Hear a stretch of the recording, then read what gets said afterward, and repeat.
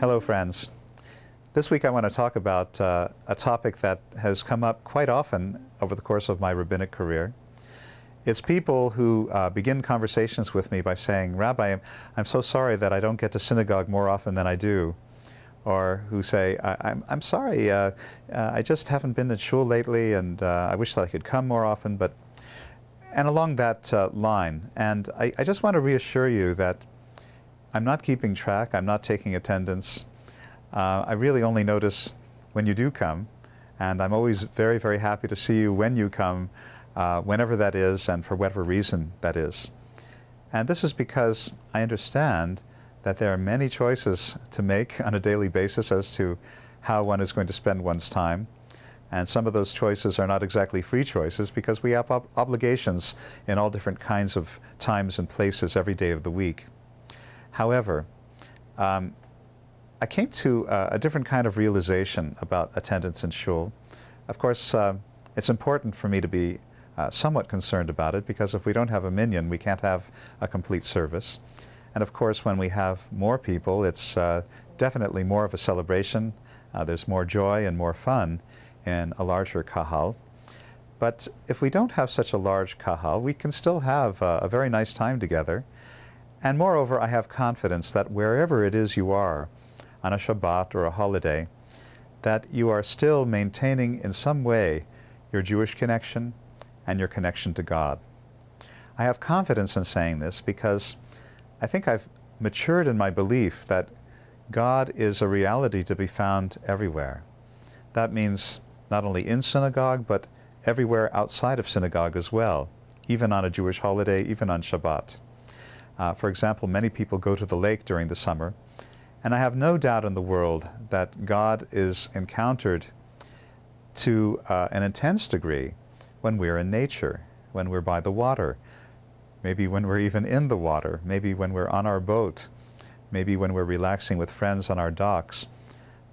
This is actually a very Shabbistic kind of experience to have, and the silence in the atmosphere is a Shabbistic silence. And so certainly one can encounter God in nature. I would also go so far as to say that one could encounter God in the marketplace. One can encounter God at home with family. One can encounter God watching the Olympics on television.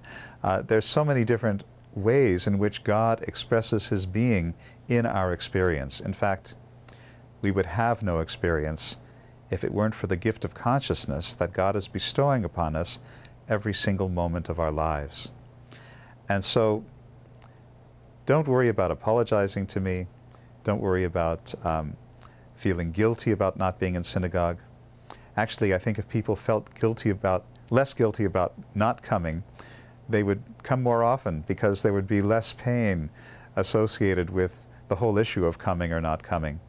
And the people who are regulars here, I think, experience synagogue as an informal joy, which is what I've been aiming to create at Shaarey Zedek ever since I got here 12 years ago, that you should be able to rest on the Shabbat, even in synagogue, that it should be a time for being with friends and family and your God and your people in a light and fun way. And so anytime you feel like having that kind of celebratory experience, come. Don't worry about keeping your place in the prayer book. Don't worry about your lack of familiarity with the Hebrew. It's possible to have a wonderful experience just listening to the prayers of others. And of course, there is that old saying that Goldberg comes to synagogue to talk to God, and I come to synagogue to talk to Goldberg. There's certainly nothing wrong with that either, because the fact is that when we socialize in synagogue on Shabbat, whether during the service or after the service, we are actually addressing, I believe, the divine within Goldberg, and Goldberg is addressing the divine within us. And so that becomes a kind of prayer as well. So God is an expanded concept. Prayer is an expanded concept, and something that we can literally do anytime, anywhere, any place, because God is anywhere, anytime, and any place. So, of course, I'd be very, very happy to see you in synagogue. I'm also happy to see you virtually anywhere else we may meet. And when we meet, please don't worry about apologizing. I know the situation. I do. I understand where people are at these days. And believe me, I'm right in there with you. And more importantly, God is right in there with you as well.